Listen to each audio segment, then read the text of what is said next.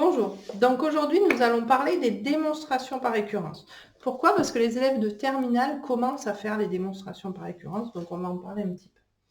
Donc pour faire une démonstration par récurrence, bien sûr, il faut avoir une fonction qui soit, une suite qui soit expliquée de manière récurrente, u de n plus 1 en fonction de u de n. Il faut avoir le premier terme et une proposition qu'on appelle p de n.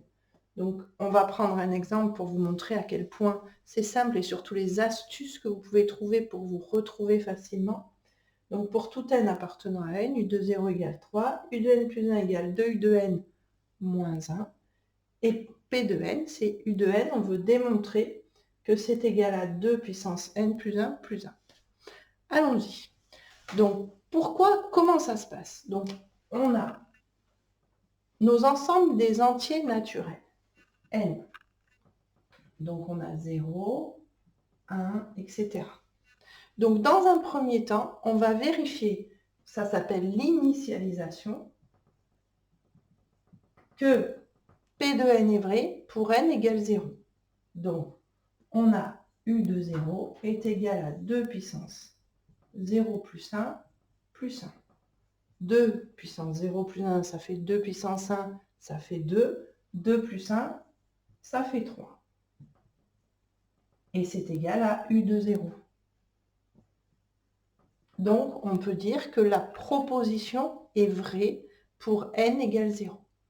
Ensuite, qu'est-ce qui se passe? Alors, il y a une élève qui m'a donné une astuce fantastique pour que vous puissiez vous souvenir de ce qu'il faut faire. On va prendre un nombre au hasard, entier, quelconque, qu'on va appeler k. On va supposer que P de k est vrai. Et en fait, on va vérifier que P de k plus 1 est vrai. Donc, ça s'appelle l'hérédité. Alors là, il y a une élève qui m'a donné un truc fantastique. Vous connaissez les formules de politesse, SVP. Écrivons-la. S'il vous plaît. Donc, c'est mémotechnique, c'est pour vous souvenir de ce qu'il faut faire. Donc, prenons K appartenant à N quelconque. Supposons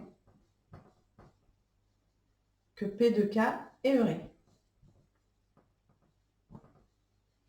Vérifions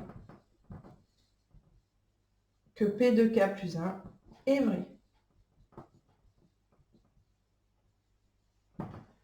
Allons-y. Donc P de K, ça va tout simplement nous dire que U de K, c'est égal à 2 puissance K plus 1 plus 1.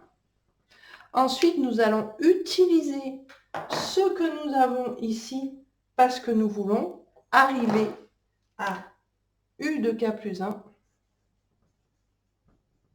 est égal à 2 puissance K plus 1 plus 1, du coup K plus 2 plus 1. Donc, on voit bien le départ et l'arrivée, c'est important de les noter parce que comme ça, vous ne partez pas n'importe où. Vous êtes guidé, vous savez ce que vous devez démontrer. Et là, au milieu, on va utiliser nos données. Donc, U de K plus 1, c'est égal à 2 U de K moins 1. C'est écrit ici, hein. On a remplacé N par K. Voilà. Donc, si on remplace U de K par tout ça, ça fait 2 fois. N'oubliez pas, quand il y a quelque chose de composé, n'oubliez pas les parenthèses. 2 puissance K plus 1 moins 1. Donc, c'est égal à 2 fois 2 puissance K plus 1. Donc, c'est 2 puissance 1 fois 2 puissance K plus 1 plus 2 moins 1. 2 puissance 1 fois 2 puissance K plus 1, ça fait bien notre 2 puissance K plus 2. Plus 2 moins 1, ça fait bien notre 1. Et voilà, c'est terminé. Donc, ça veut dire que l'idée, initialisation, le premier rang est vrai. Donc, on a vérifié que le premier rang était vrai.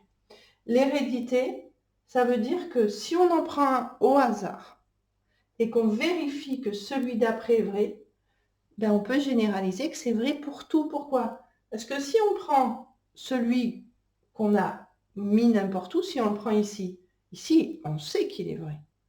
Du coup, celui d'après va être vrai.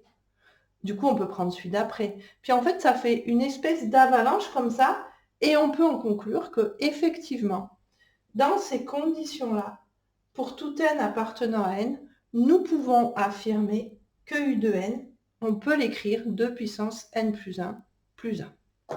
Voilà, ça c'est pour mes petites terminales. Bonne journée, au revoir.